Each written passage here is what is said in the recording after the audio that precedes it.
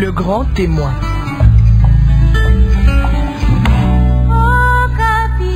Avec le même plaisir, pour le même devoir, grand témoin. Vous faites découvrir aujourd'hui Barnabé Kikayabin Karoubi. Il est homme politique congolais, professeur d'université, ancien ambassadeur de la RDC en Grande-Bretagne et au Zimbabwe. Monsieur Kikaya, bienvenue dans ce studio de Radio Okapi. Merci beaucoup. Alors avec vous, dans notre entretien, nous allons vous présenter auprès des auditeurs des radios Okapi qui nous suivent en ce moment. C'est vrai que c'est pas un nom inconnu, Kikayabin Karoubi. Vous avez été ministre de la Communication et secrétaire particulier du chef de l'État. En effet. Voilà, on va en parler dans cette émission, mais avant tout cela, on va faire un grand pas en arrière pour parler de votre enfance. Vous êtes né un certain 22 septembre 1954. À Songo Kovo, qui est un petit village du territoire de Kasongo, dans le Maniema. Et c'est là que vous avez grandi? Non, oui, bon, je suis né là-bas. Une partie de votre enfance? Une partie de mon enfance, en effet. Mon père était instituteur. Il allait de village en village. Vous savez, nous sommes en 1954. Il était instituteur et il allait de village en village pour ouvrir des écoles, baptiser les gens, parce que il travaillait avec les missions catholiques. Et voilà, c'est ainsi que dans mon tendre enfance, nous avons été dans plusieurs villages du territoire de Kasongo, dans le Maniema. Vous avez grandi dans quelles conditions? Avec un papa missionnaire? Oui. Les conditions de vie étaient comment? Les conditions de vie étaient assez bonnes, je dirais bonnes même par rapport aux autres. Vous savez, à cette époque-là, j'étais tout petit, bien sûr. Nous voyagions beaucoup. Mon père, ma mère, mes frères et sœurs.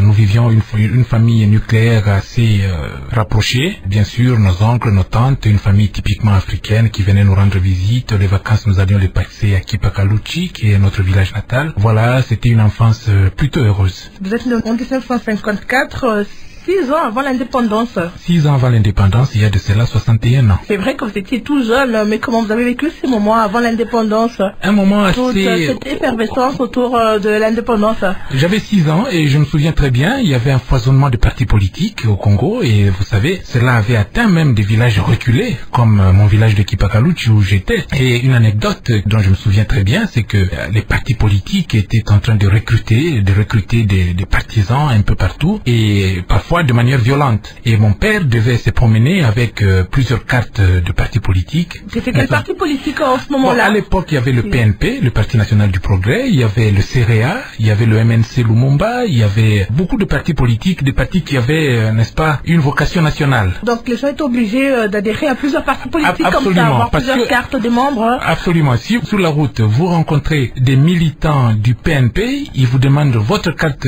d'adhésion, vous ne l'avez pas, vous avez des problèmes. Alors mon père devait se souvenir, sur la poche de sa chemise, il y avait la carte du PNP, sur la poche de son pantalon, il y avait la carte du CREA, sur l'autre poche, il y avait la carte du MNC, et quand les militants le voyaient, ils devaient deviner tout de suite de qui il s'agissait et sortir la bonne carte. À ce moment-là, il avait la vie sauve et il pouvait rentrer tranquillement. Pas facile.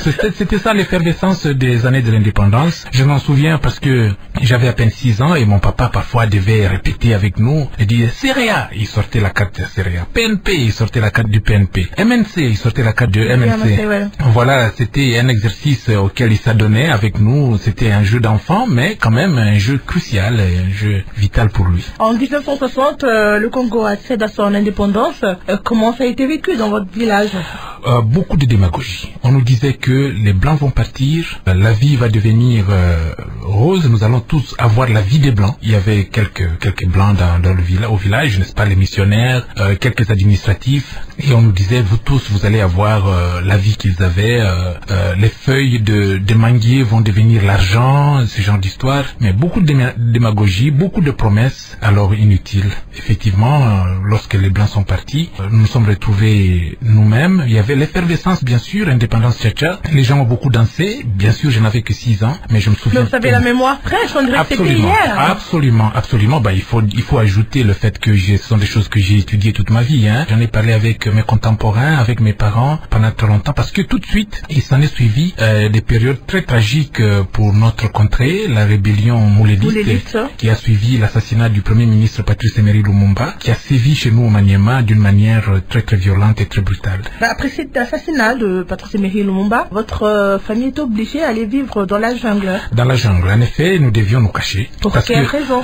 Pour la simple raison que mon papa était considéré comme un intellectuel. Au fait, la révolution que les lumumbistes voulaient faire après l'assassinat du Patrice Emery Lumumba a mal tourné chez nous. Ça a tourné en un règlement de compte. Donc tous les jeunes, par exemple, qui n'étaient pas admis à l'école, je vous ai dit tout à l'heure que mon papa était instituteur, ou ceux qui avaient échoué à l'école et qui étaient chassés de l'école, sont devenus des rebelles et venaient, n'est-ce pas, faisaient la chasse aux sorcières, assassinaient, pillaient, violaient. Alors nous devions nous cacher mon père, parce qu'il y a, par exemple, un de ses amis qui avait été un conférencier en 59 à Bruxelles, Revocat Kapepa, qui avait été brutalement assassiné devant tout le monde, devant sa famille. Alors on promettait à mon père aussi qu'on allait l'assassiner. C'est ainsi que nous nous sommes cachés dans la jungle pendant 2 ans. Ça ne devrait pas être facile pour pas vous. Du tout. Vous aviez à peine 8 ans, je crois, 7 ans. Oui, entre 61 et 62, 63 par là, je commence je commence à mûrir, je commence à grandir, et très très vite, n'est-ce pas? Donc pendant ces temps, vous ne l'avez pas étudié? Non, vous avez pas passé du le tout. temps dans la jungle, pas du tout. à faire la chasse. 2 ans, 2 années durant. Oui, en effet. Nous vivions de la chasse et de la cueillette. Et voilà, de la pêche aussi, avec mon jeune frère qui est de 2 ans plus jeune que moi. Et nous allions, c'était ça notre passe-temps. On allait à la chasse, les oiseaux. Il y avait plusieurs familles ou bien vous étiez les... Plusieurs familles. Okay. Plusieurs familles étaient là-bas. Seuls les braves pouvaient s'aventurer à sortir, n'est-ce pas, au village. Mais en tout cas, tous les villageois, nous étions des déplacés de guerre, déplacés dans la forêt. Et c'est là que nous vivions pendant nous sommes sortis vers les années 63-64. Et ça veut dire que vous n'avez presque pas fait l'école primaire à cause de tous ces événements? Pendant ce temps-là, je n'ai pas fait d'école primaire. Lorsque nous sommes sortis, heureusement pour nous, mon frère et moi, notre père était instituteur et il a tout de suite repris son métier d'instituteur et nous avons repris l'école et nous avons avancé à terminer l'école primaire et puis aller à l'école secondaire. Toujours au Maniema, dans votre village? J'ai commencé l'école secondaire au Maniema, à l'Institut Mala à Kasongo. Et puis, par la suite, je suis allé à Lubumbashi, Elisabethville à l'époque, où je suis allé. C'est à ce moment-là que ma vie a complètement changé. De l'enfant de la jungle à un garçon de ville. Vous vous êtes adapté facilement de la jungle à la ville? Ce n'était pas facile. Ce n'était pas facile dans ce sens que Elisabethville, à l'époque, c'était la ville de l'Union minière du Haut-Katanga, qui est devenue Gécomine en fait. Le président, les autorités politiques de l'époque avaient changé le nom de la société. L'Union minière était une société qui avait des participations de colonisateurs. Lorsqu'elle est devenue complètement congolaise, elle est devenue la Gécomine, Générale Congolaise des Mines. Et mon frère aîné, l'aîné de ma famille, qui lui était en Belgique, était revenu au pays parce qu'on lui aurait dit en Belgique que son père, ses frères et sœurs ont tous été décimés, assassinés. Il est revenu pour se rendre compte de la situation et quand il est arrivé, on lui a dit que non, tout le monde est en vie. Alors il a trouvé du travail à la Gécomine et c'est ainsi qu'il me fera venir à Lubumbashi, à Elisabethville à l'époque, dois-je dire. Je suis entré, n'est-ce pas, au collège Saint-François de Sales à l'époque. Chez les Salésiens?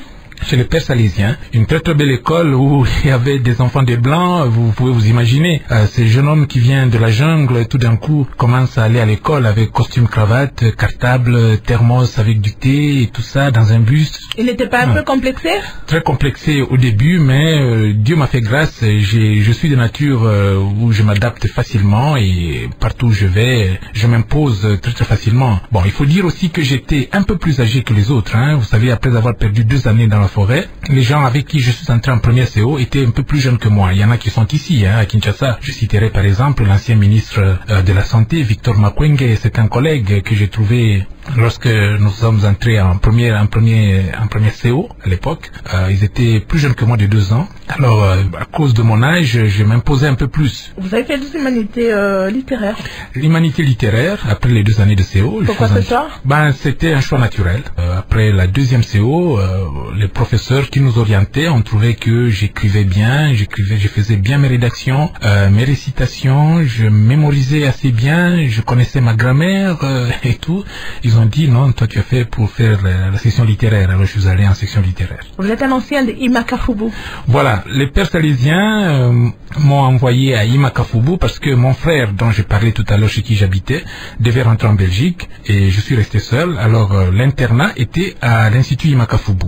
C'est ainsi que j'irai à l'Institut Imakafubu pour terminer les 2 dernières années de l'école secondaire. Et alors j'ai eu mon diplôme d'État à l'Institut Imakafubu.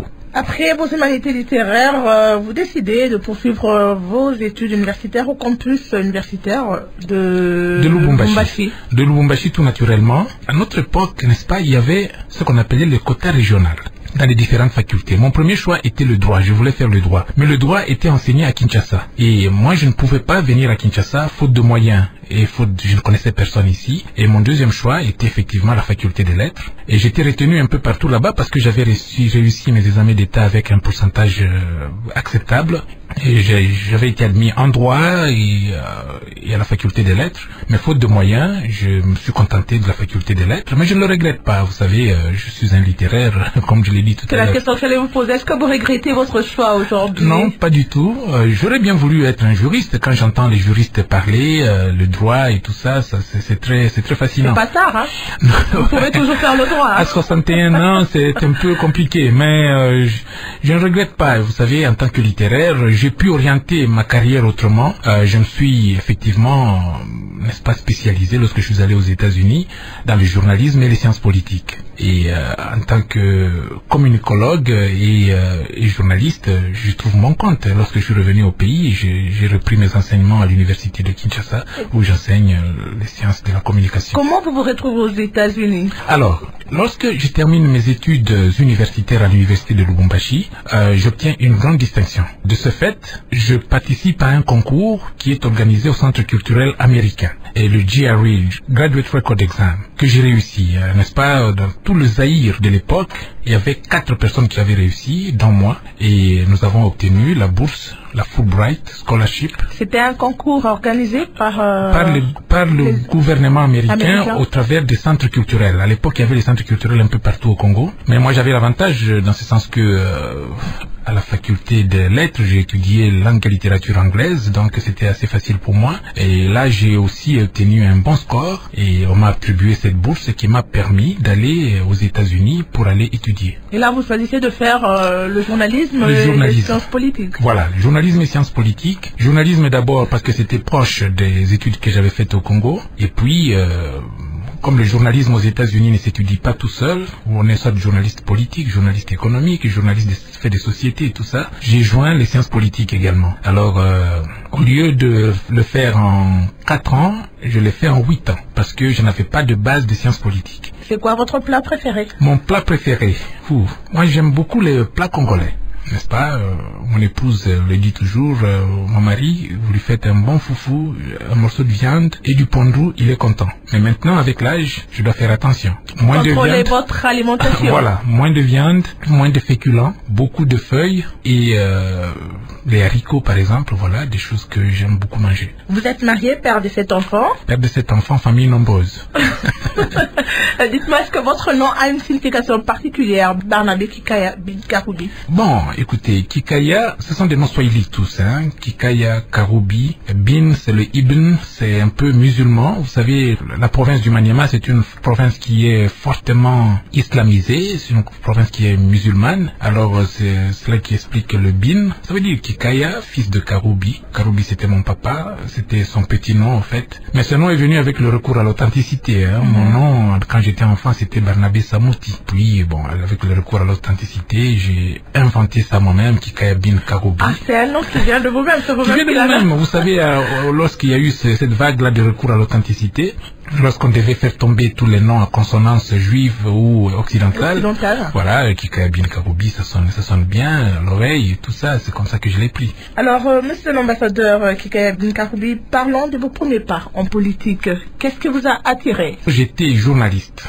Dans un premier temps, j'évoluais en Afrique du Sud et j'ai parlé de mon enfance qui m'a convaincu qu'il fallait que les jeunes s'engagent en politique. Lorsqu'il y a eu un changement de régime ici, je suis rentré au Congo. Le pays venait de redevenir Congo. Et Mzee Laurent Désiré Kabila, voilà la personne qui m'a amené en politique active. Enfin, je faisais de la politique, n'est-ce pas, associative et tout ce que vous voulez. Mais la politique active, c'est Mzee Laurent Désiré Kabila qui me remarquera, qui me verra à la télévision lorsqu'on débattait sur les obus qui tombaient de Congo-Brazzaville sur Kinshasa. Il y avait un débat à la télévision et avait beaucoup aimé l'argumentaire que moi j'avançais. Il a dit non, ce monsieur, je crois qu'il peut servir son pays en politique. Et donc c'est avec Mosé que vous avez commencé la politique active. La politique active. Mais déjà, lorsque vous étiez à l'université, vous étiez dans des mouvements politiques universitaires. Absolument. Vous avez fait partie de la JMPR. Bon, on n'avait pas de choix. Lorsque nous étions au campus à Lubumbashi, il y avait ce qu'on appelait la jeunesse du mouvement populaire de la Révolution. Et c'est là que j'ai commencé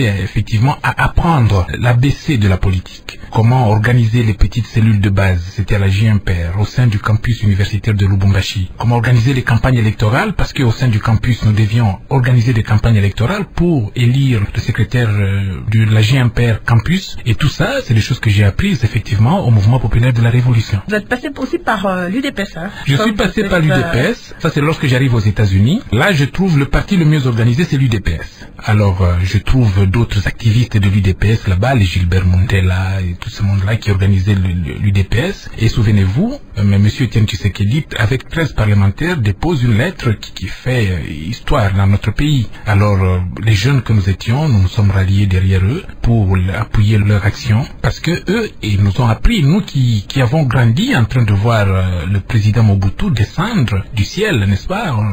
C'était un demi-dieu. Avant les informations, monsieur Mobutu descendait des nuages.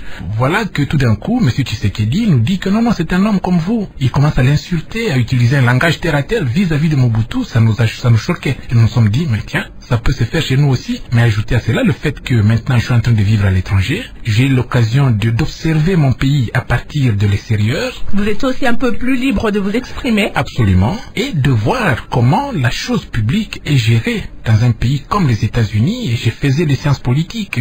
Dans les débats avec les collègues en classe et tout ça, je dis non, mais ce sont des choses qui doivent se faire chez nous également. Et c'est ainsi que je m'engage dans l'action de l'UDPS. J'étais vraiment un militant de l'UDPS aux États-Unis. Puis vous avez quitté l'UDPS? J'ai quitté l'UDPS lorsque je suis revenu au Congo. Non, plutôt c'est encore le Zaïre. Je suis allé voir monsieur Etienne Tshisekedi. J'ai eu un tête-à-tête avec lui. Et là, je me suis réalisé que il y a un petit problème, dans ce sens que je l'ai trouvé assez divagant.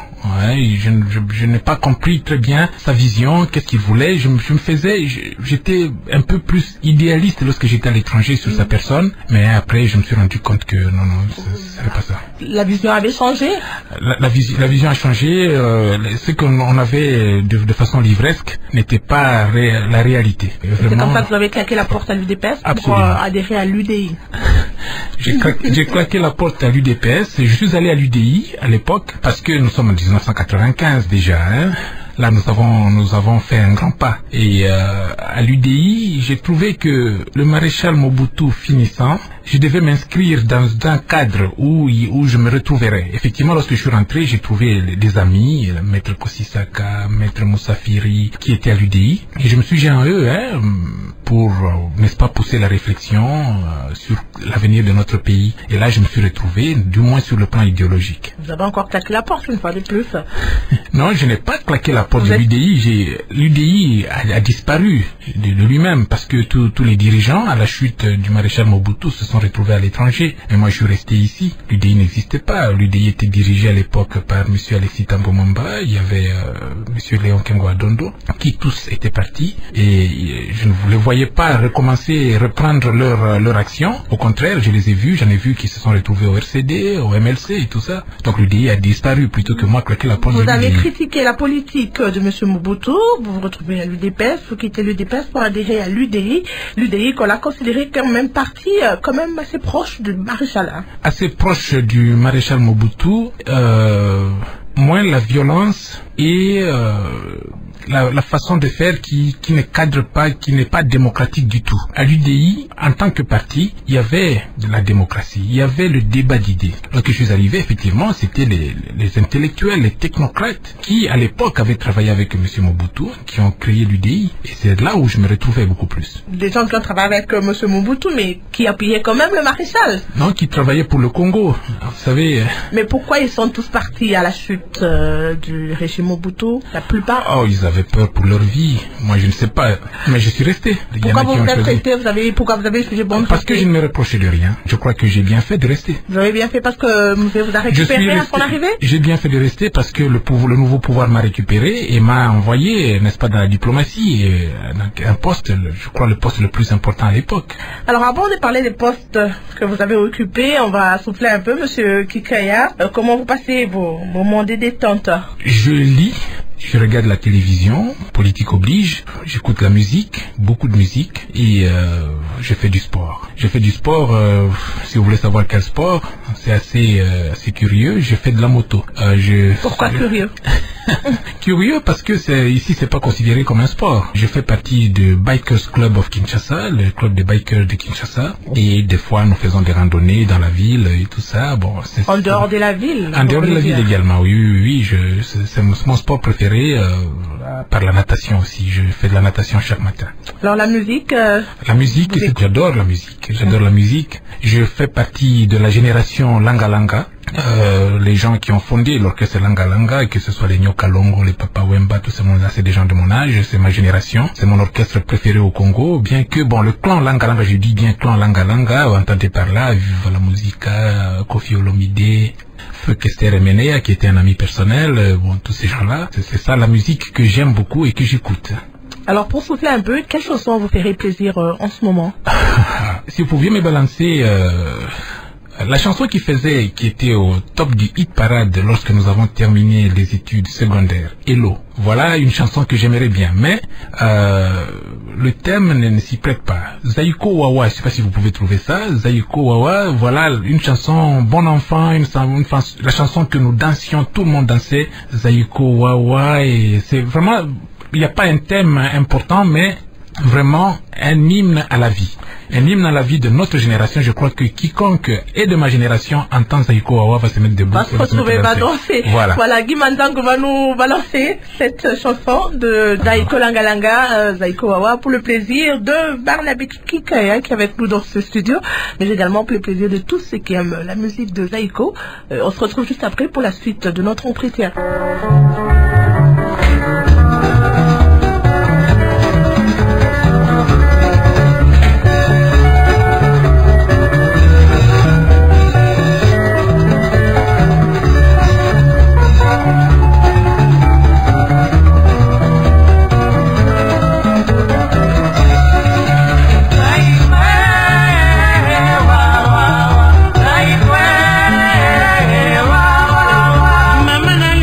Mama na leli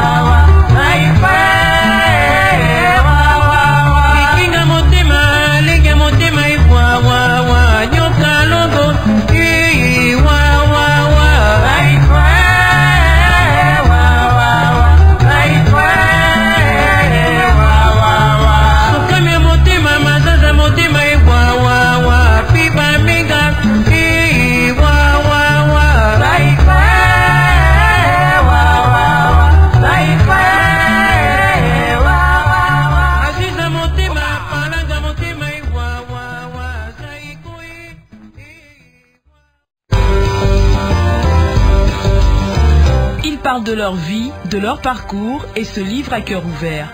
Grand Témoin invite des femmes et des hommes de culture, des acteurs politiques, sociaux et du monde économique qui ont croisé différents événements et les changements qui ont accompagné les grandes étapes de la construction du pays. Grand Témoin, 45 minutes pour mieux comprendre notre histoire commune, racontée par ces acteurs. Tous les dimanches, 12h15, heure de Kinshasa, en compagnie de Kéline Kouté sur Radio Okapi. Un grand témoin, le plaisir de vous faire découvrir aujourd'hui Barnabé Kikaya Bin Karoubi, homme politique congolais, professeur d'université, ancien ministre de l'Information, ancien ambassadeur de RDC au Zimbabwe, en Grande-Bretagne. Monsieur Kikaya, l'AFDL arrive au pouvoir, Laurent Désiré renverse Mobutu, il fait appel à vous. Il fait appel à moi et me propose le poste d'ambassadeur au Zimbabwe. Est-ce que vous le connaissiez avant ou il vous a découvert comme ça sur la scène politique? Non, je le connaissais de nom, n'est-ce pas, quand vous lisez les livres de l'histoire politique du Congo, ceux qui lisent les bons livres verront que Laurent Désiré Kabila a été un acteur depuis les années 60. Et puis, bien sûr, il fera parler de lui lorsqu'il va déclencher la guerre de l'AFDL.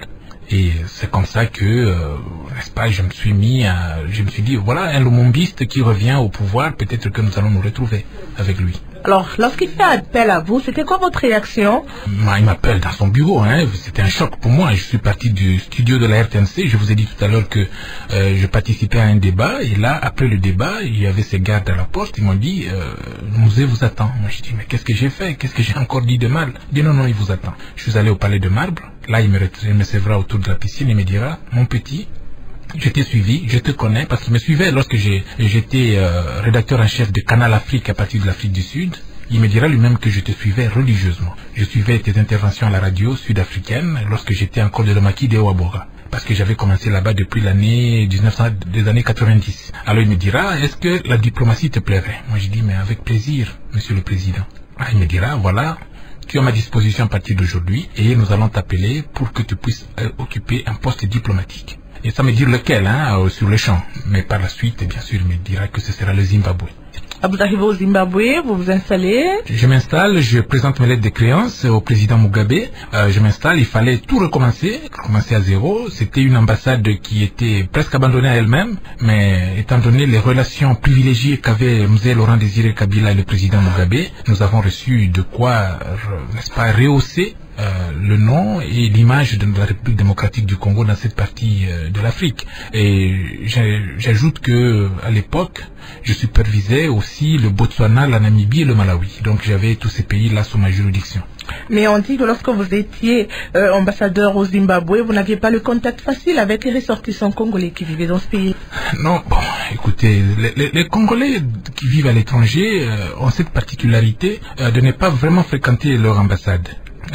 Mais il y en a qui venaient. Lorsque l'ambassadeur n'est pas accueillant, on fait quoi? Ah non, bon, ça, je ne sais pas me juger moi-même, mais moi je pense que l'ambassadeur a beau ne pas être accueillant, l'ambassade appartient à tous les Congolais. À tous les Congolais, quand on est dans un pays étranger, l'ambassade, c'est le chez nous.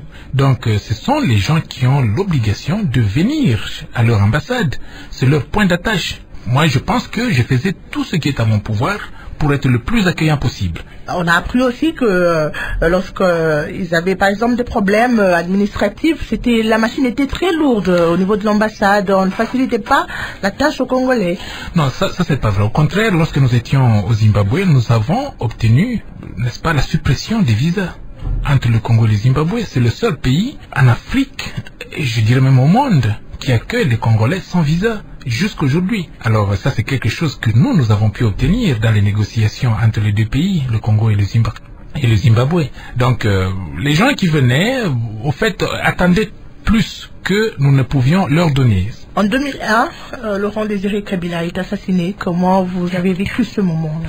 Très difficilement, et vous êtes sans ignorer que c'est au Zimbabwe qu'on a envoyé le corps du président assassiné. Et nous avions la lourde tâche d'accueillir ce corps et de le garder dans une morgue et de faire croire au monde entier que le musée était toujours vivant. Et c'est moi qui suis passé à la télévision pour dire que non, le président a été grièvement blessé par balle Il est ici, il y a un groupe de médecins congolais et zimbabwéens qui sont en train de le soigner et avec l'aide de Dieu, il va s'en sortir.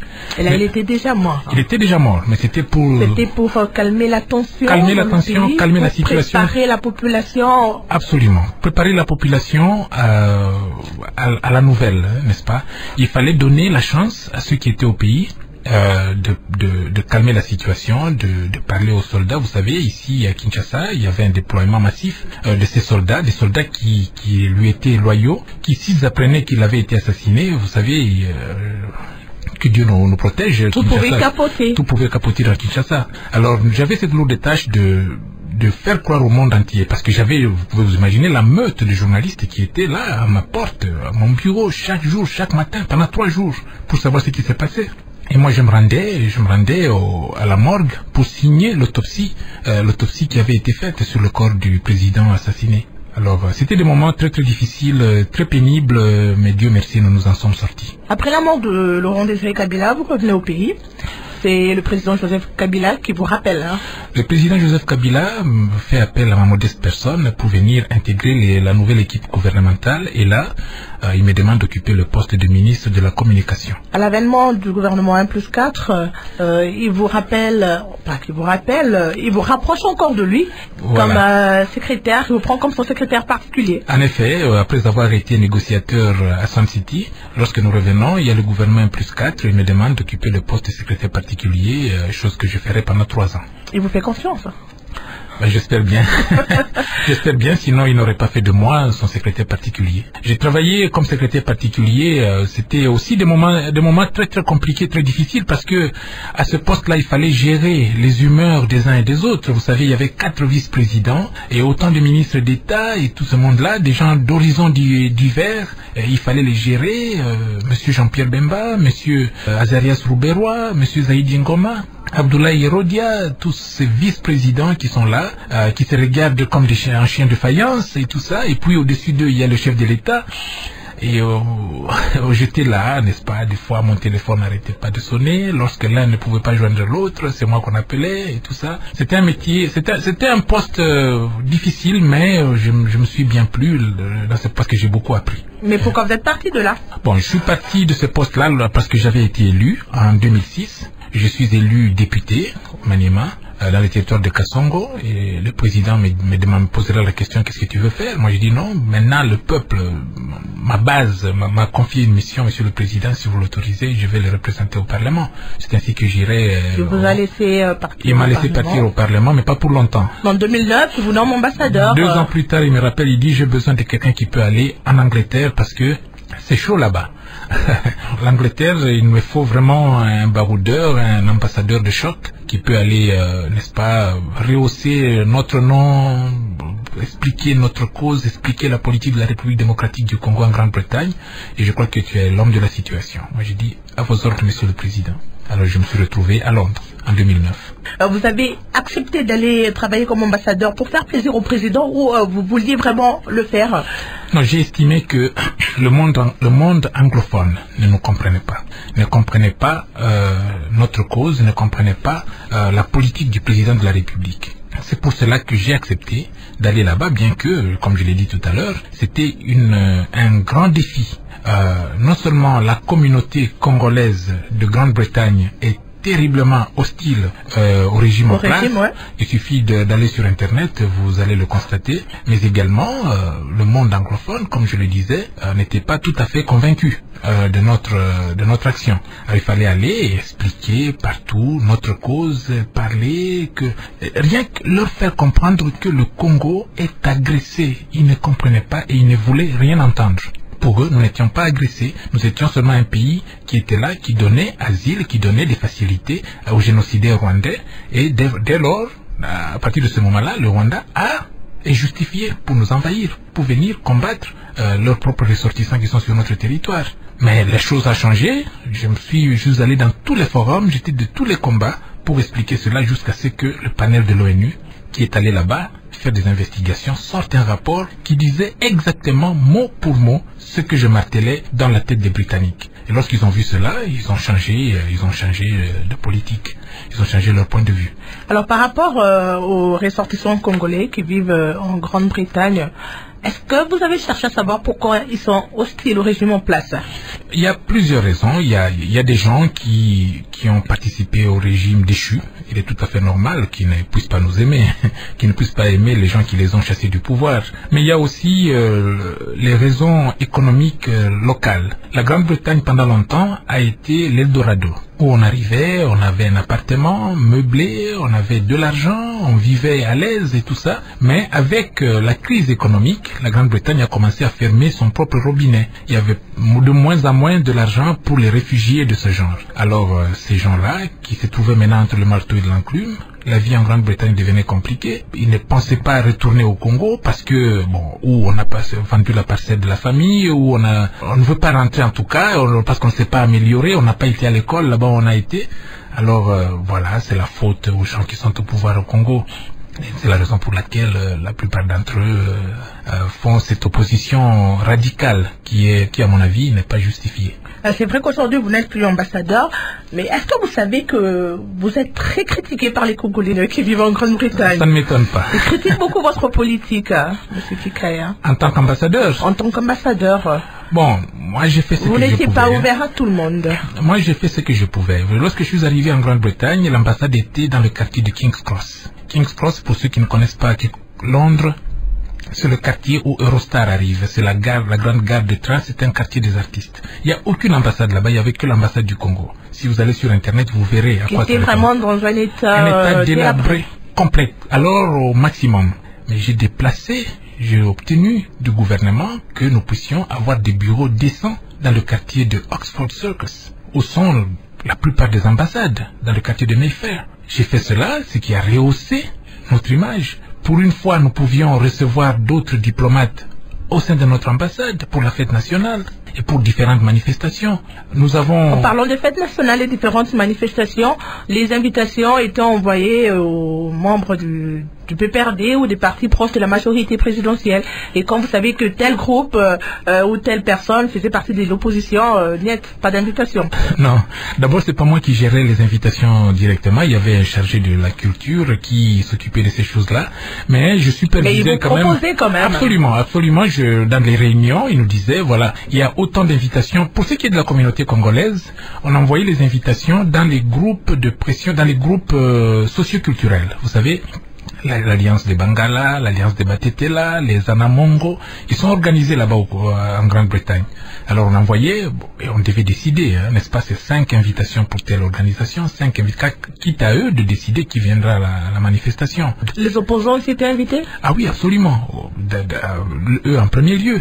Mais seulement, ce qu'il faut savoir, c'est que ils ne sont pas très organisés en termes d'opposition, en termes d'organisation politique. Ils ont des ONG qui aident les Congolais qui arrivent à se réinsérer dans la société britannique. On ne les invitait pas en tant que tels. Je répète, on invitait des associations socioculturelles, des organisations d'entraide mutuelle là-bas qui existent, qui sont répertoriées à l'ambassade, mais on envoyait un nombre déterminé d'invitations par association. Alors, M. Kikaya, lors des élections de 2011, vous étiez ambassadeur. Oui, j'étais ambassadeur en Grande-Bretagne. En Grande-Bretagne, oui. Mais on vous a vu battre campagne pour le chef de l'État. Bon. C'est compatible? Absolument, pourquoi pas? Vous quittez la Grande-Bretagne pour venir battre campagne pour le chef dans votre territoire ou dans votre terroir? Oui, mais rien ne m'empêche de prendre congé, de demander une mise en disponibilité au ministre des Affaires étrangères. Puis-je être disponible pour aller battre campagne, en effet, faire de la politique. C'était vraiment important pour vous? C'était très très important pour moi d'aller mobiliser la population du Maniema pour voter massivement Joseph Kabila. Et c'est ce que j'ai fait, et je suis allé là-bas, et je sais que j'ai été critiqué alors en long et en large pour cette action-là. Je suis ambassadeur, c'est vrai. Mais ce qu'il faut savoir, c'est que dans la diplomatie, il y a ce qu'on appelle des ambassadeurs politiques, mais il y a aussi des diplomates de carrière. Des gens qui, à l'issue de leurs études, entrent au ministère des Affaires étrangères, commencent au bas échelon, montent, deviennent directeurs et deviennent ambassadeurs. C'est des ambassadeurs de carrière. Ceux-là, peut-être, ont des règles d'éthique qui leur interdisent certaines choses. Mais un ambassadeur politique comme moi, qui a été choisi comme ça, le président peut nommer ambassadeur qui il veut. Qui il veut. Même vous, il peut décider, madame, écoutez, je veux que vous soyez mon ambassadrice en Inde. Si vous acceptez, vous y allez. Vous êtes ambassadeur politique. Et vous avez un rôle purement politique. J'ai demandé congé. J'ai demandé une mise en disponibilité pour aller battre campagne. Ce qui m'a été accordé. Et comme on ne pouvait pas vous refuser ça en tant que membre de la majorité, on vous a laissé aller votre campagne pour le président. Voilà, et mon grand bonheur est que le Maniema a voté à 98% pour Joseph Kabila, et je m'en félicite. Alors vous avez décidé de mettre fin à votre carrière de diplomate? Non, mon mandat était expiré en 2014 et le président de la République lui-même m'a demandé, j'ai demandé si je pouvais renouveler le mandat, il m'a dit non. Je préfère que tu reviennes au Congo. Et c'est ainsi que j'ai mis fin, on a mis fin à mon mandat d'ambassadeur. Ah, c'était pas venu de vous-même? Non, pas du tout. D'abord, le mandat est arrivé à sa fin. Et lorsqu'il fallait le renouveler, le président a préféré qu'on ne le renouvelle pas et que je revienne au Congo. Voilà les raisons de ma présence ici. Vous êtes au Congo, vous donnez cours? J'enseigne à l'université de Kinshasa, qui est mon métier premier. Je suis parti du Congo comme assistant à l'université de Lubumbashi, avec numéro matricule, reconnu comme tel, agent de l'État au ministère de l'enseignement supérieur et universitaire. Et lorsque je suis revenu, j'ai repris mes enseignements. Et c'est un métier que je garderai jusqu'à ma mort. Et la politique? La politique, je ne dirais pas que c'est un passe-temps, mais c'est une passion. Et j'essaie de faire de mon mieux pour que partout où je passe, je puisse laisser des traces. Vous êtes toujours actif en politique? Absolument. Depuis que vous êtes revenu... Je suis actif, je suis membre d'un parti politique, le mouvement populaire. C'est la nostalgie, ça. Nous en avons beaucoup parlé aujourd'hui du mouvement populaire de la Révolution. Ouais. Il était temps qu'on parle du PPRD. Je suis membre du PPRD, membre fondateur d'ailleurs, et je me réjouis du fait que nous ayons aujourd'hui un nouveau secrétaire général, Monsieur Henri Movasakani, qui essaie de donner une nouvelle dynamique, un nouveau souffle à ce parti-là, et je participe au débat pour, n'est-ce pas, donner une nouvelle vie à notre parti. Voilà, mon engagement politique est toujours là, présent. Barnabé Kikaya, c'était un plaisir de vous avoir dans Grand Témoin. Peut-être un dernier petit mot à tous ces auditeurs qui nous suivent en ce moment, si vous en avez, bien sûr. Ben, écoutez, les auditeurs, j'espère qu'ils auront aimé échanger avec moi, d'écouter ma modeste carrière politique. Tout ce que je peux leur demander, c'est de croire à notre pays. Le pays, aujourd'hui, est divisé en 26 provinces. Il a fallu que Joseph Kabila soit président de la République pour mettre enfin en pratique ce qu'on a toujours réclamé. Il faut y croire, il faut aller de l'avant. J'entends, si et là, on dit qu'il n'y a pas de moyens, il y a des endroits qui sont perdus, où il n'y a pas... Mais si les Belges avaient dit la même chose quand ils sont arrivés ici, il n'y avait que des huttes. Ils avaient dit qu'il n'y a pas de bâtiments, il n'y a pas d'infrastructure, comment est-ce que nous allons faire? Comment est-ce qu'on ferait? Je viens d'une province, la province du Maniema, qui a connu le découpage sous le président Mobutu. Et aujourd'hui, Kindu est une ville qui peut concurrencer n'importe quelle autre ville. Kindu se développe. Kindu d'hier n'est pas Kindu d'aujourd'hui. Mais en tout cas, Kindu est en train de se développer et aller de l'avant. Et je souhaite la même chose pour Boende. Vous pensez qu'avec ce découpage, les nouvelles provinces vont se développer plus facilement? Plus facilement, ça va nous interpeller tous pour que nous puissions rentrer dans notre fief et développer là d'où nous venons. Merci beaucoup, M. Kikaya. C'est moi qui vous remercie. Un grand témoin, c'est fini pour aujourd'hui. Je rappelle que je recevais Barnabé Kikaya Bin Karoubi, en politique congolais, professeur d'université, ancien ambassadeur de la RDC au Zimbabwe et en Grande-Bretagne, ancien ministre de la communication. Merci à Guy Manzango qui était à la prise de son au micro Kéline Kouté. Vous pouvez retrouver cette émission sur notre site internet www.radiocapi.net. Bon dimanche chez vous et bonne suite de programme sur la fréquence de la paix.